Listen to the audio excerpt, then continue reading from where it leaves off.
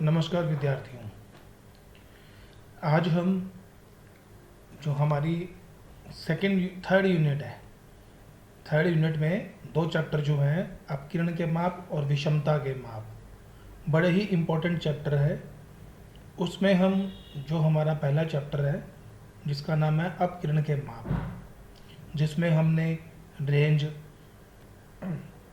Inter quartile range, उनके coefficient, QD quartile deviation यानी कि चतुर्थक विचलन, उसके बाद उसका गुणांक कोफिशिएंट, मीन डाइवेशन और स्टैंडर्ड डाइवेशन, ये सब चीज़ें की थी।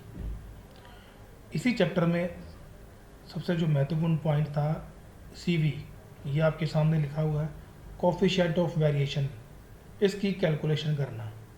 बड़ा ही इम्पोर्टेंट टॉपिक था ये CV। आज हम इसी पे डिस्कस करेंगे। हमने क्लास में पूरी डिटेल में इसको किया था।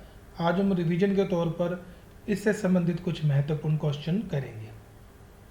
तो याद होगा, सबसे पहले आपको CV होता क्या है। CV कोफिशिएंट ऑफ वेरिएशन बोलते हैं इसको, coefficient of variation CV। Hindi में बोलते हैं विचरण गुणांक, शॉर्ट में बोलते हैं CV। तो CV होता क्या है, तो आपको मालूम होगा,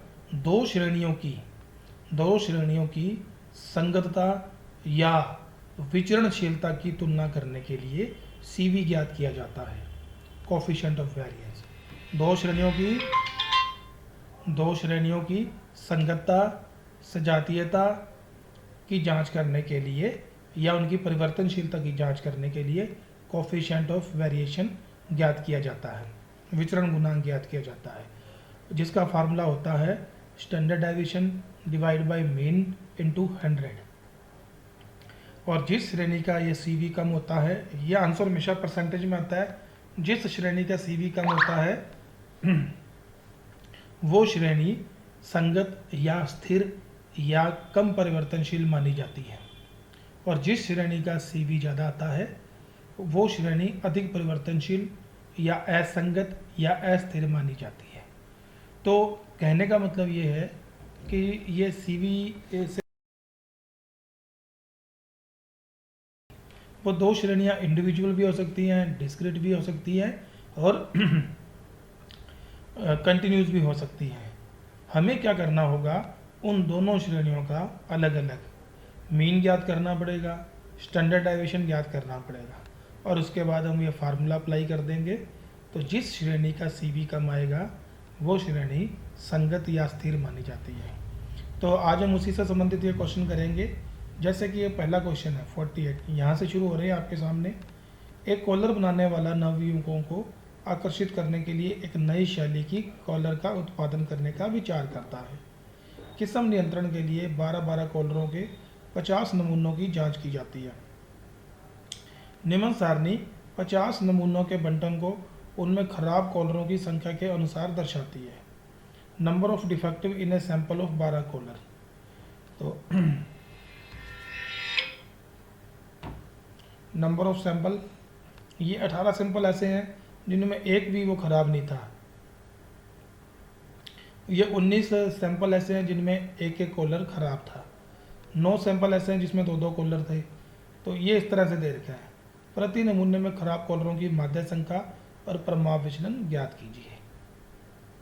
तो ये एक सैंपल में 12 कॉलर हैं, तो ये 50 सैंपल हैं, और उनमें जितने 18 सैंपल ऐसे थे, 18 सैंपल जिनमें कोई भी कॉलर ख़राब नहीं पाया गया, और ये 19 सैंपल ऐसे जिनमें एक एक कॉलर पाया गया ख़राब।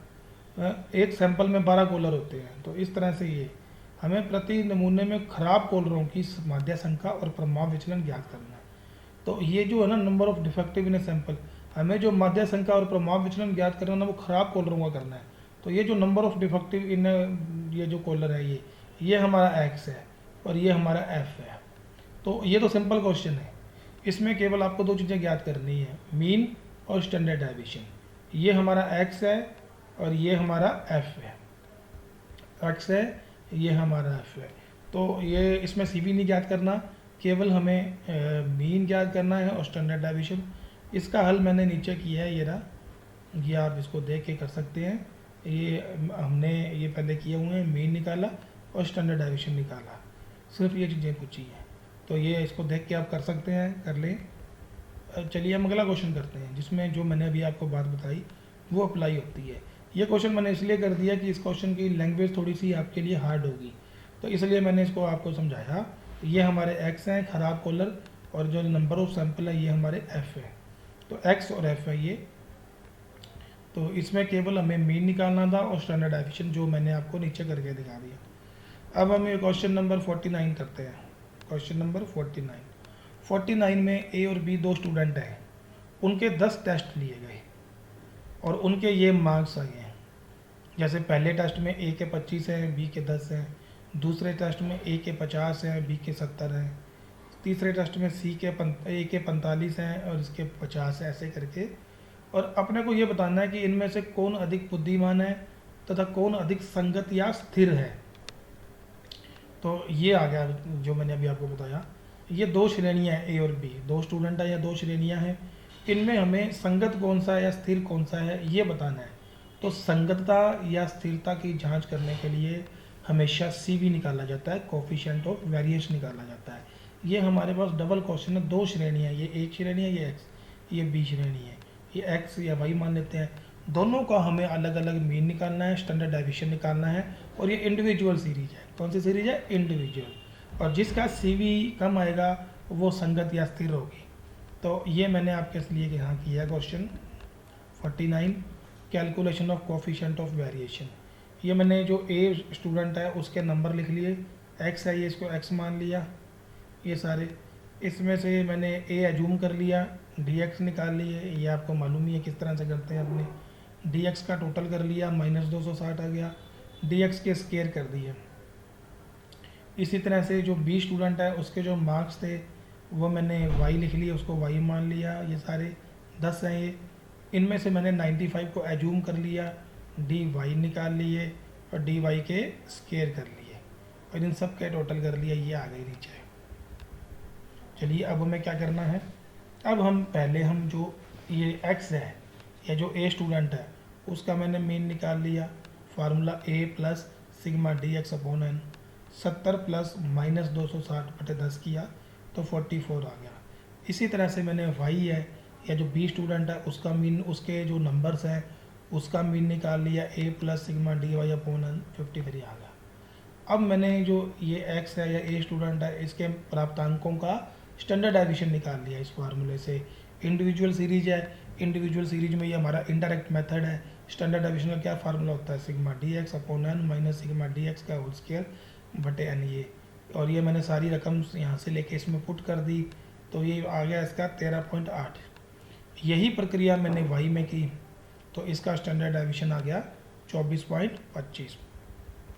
अब मैंने CV का फार्मूला अप्लाई कर दिया, तो x का जो CV है वो ये आ गया। इसका स्टैंडर्ड डेविएशन था 13.08, इसका मीन था 44 इंटू 100, 29.73, और y का जो आ गया वो आ गया 45.94।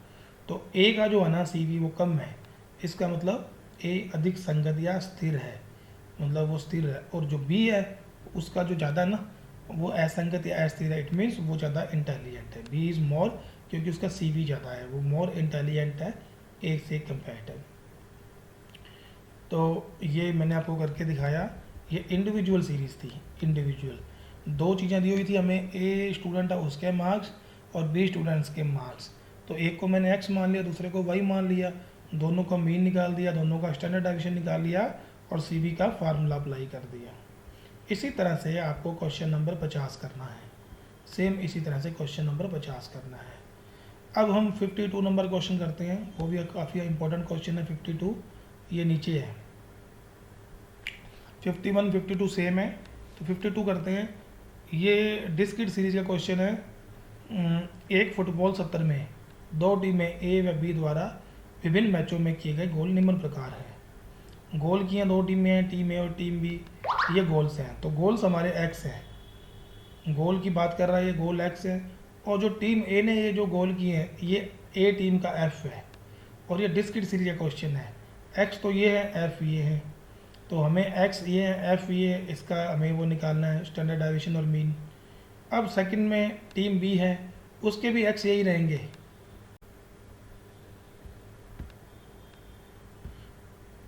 तो जो एक्स है वो दोनों टीमों का सेम है, एफ जो नंबर ऑफ मैच है वो एफ है, तो ये एफ है, तो और ये टीम बी के एफ हैं।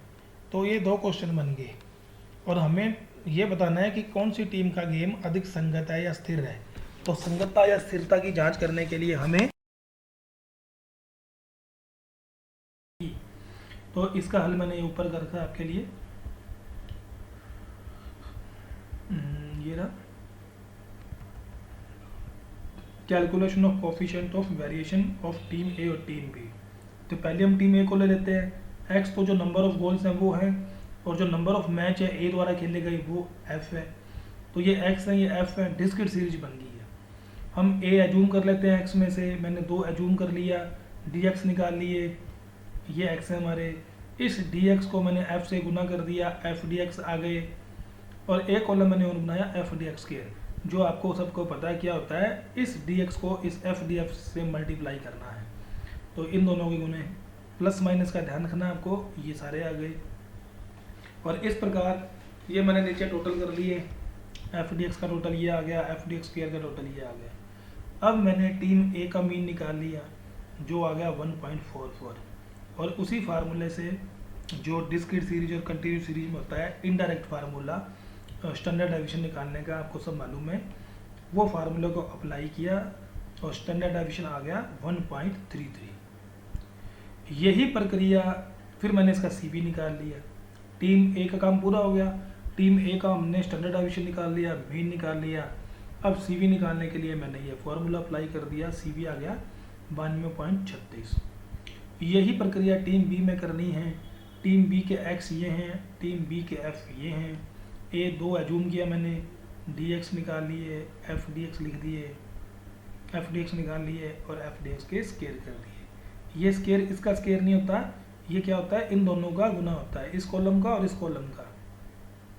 फिर मैंने टोटल कर लिए और टीम बी का मैंने मीन निकाल लिया और टीम बी का मैंने स्टैंडर्ड डेविएशन भी निकाल लिया, और उसके बाद टीम बी का मैंने कोफिशिएंट ऑफ वेरिएशन निकाल लिया जो आया 131.91, जबकि टीम ए का आया था 92 पॉइंट कुछ।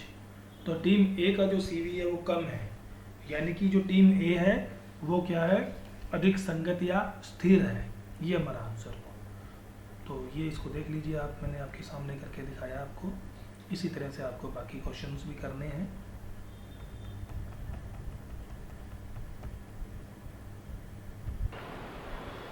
इसी प्रकार से ये जो क्वेश्चन 51 है, एक फुटबॉल सत्र में ए टीम द्वारा किए गए गोलों का निम्नलेखा है। वही सेम क्वेश्चन है, गोल जो किए हैं वो दिए हैं और नंबर ऑफ मैच। तो ये टीम ए के एक्स हो गए गोल और नंबर ऑफ मैच एफ है। टीम बी ने औसत गोल, यानी कि टीम बी का मीन निकाल के दिया हुआ आपको, क्वेश्चन में ऑलरेडी दिया हुआ 2.5 है और उसका स्टैंडर्ड डेविएशन 1.25 है। कौन सी टीम अधिक संगत या एक रूप है, तो वही चीज़ सेम, टीम ए का हमें मीन निकालना पड़ेगा और उसका स्टैंडर्ड डेविएशन, फिर उसका हम सी बी ज्ञात कर लेंगे। टीम बी का ऑलरेडी इसने दिया हुआ है, केवल हमें सी बी का फार्मूला अप्लाई करना है, तो हम दोनों का सी बी निकाल लेंगे। ए टीम का सी बी है जो उत्तर में दिया है 55% आएगा, बी का 50% आएगा। B team is more consistent, B team का गेम अधिक संगत या स्थिर है क्योंकि उसका सी बी कम है। इसी तरह से सारे क्वेश्चन ये इसी तरह से करने हैं आपको, 57, 58 तक ये जो भी हैं। ये क्वेश्चन ये देख लीजिए, बहुत अच्छा क्वेश्चन है 55। निम्नलिखित समअंकों के सहयोग से ज्ञात कीजिए कि किस कंपनी के लैंप अधिक स्थिर है।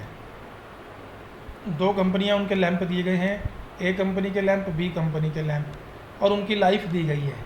लाइफ इन आवर्स 500 से 700 घंटे, 700 से 900 घंटे, 900 से जो बल्ब की लाइफ होती है ना वो घंटों में है। और ये जैसे 500 से 700 घंटे, ए कंपनी के 5 बल्ब ऐसे हैं जिनकी लाइफ 500 से 700 घंटों के बीच में है, बी कंपनी के 4 बल्ब आते हैं इस कैटेगरी में। तो ये जो लाइफ है ये दोनों के लिए एक्स है, दोनों के लिए एक्स है। और ये जो टीम नंबर ऑफ लैंप है ए के, ये एक्स, ए का एफ है और ये बी का एफ है। तो ये 2 क्वेश्चन बन गए। एक्स तो सेम रहेगा, सबसे पहले हम टीम जो कंपनी ए है, कंपनी जो ए है हम उसका CV ज्ञात करेंगे, ठीक है। और एक्स ये हो जाएगा उसका, और एफ ये दे ही रखे हैं 5, 11, 26, 10, 60, वो आएगा 21.64। इसी तरह से हम टीम कंपनी बी का हम CV ज्ञात करेंगे। एक्स तो यही हो जाएंगे जो लाइव है, और एफ ये हो जाएंगे 4, 30, 12, 8, 6, उसका CV ज्ञात कर लेंगे हम, 23.41 आ जाएगा है। और दोनों में से इसका CV कम है, इसका मतलब कंपनी ए के लैंप अधिक स्थिर है। तो ये आपको अपने आप करना है। इसी तरह से 57 नंबर, 56 नंबर, सारे क्वेश्चन ये आपको अपने आप करने हैं। ये कंटिन्यूस सीरीज के क्वेश्चन है, कंटिन्यूस सीरीज के 55, 56, 57। एक्स ये हैं, एफ ये हैं, एक्स ये हैं, यहाँ पे भी 2 हैं सीरीज, एफ ये हैं। तो ये आपको सेम इसी तरीके से करने हैं, CV निकालना है। ये आपको मैंने करके दिखा दिए। चलिए अब हम नेक्स्ट वीडियो में कुछ और टॉपिक, इम्पोर्टेंट टॉपिक डिस्कस करेंगे, तो आप ज़रूर बात करेंगे। थैंक्स।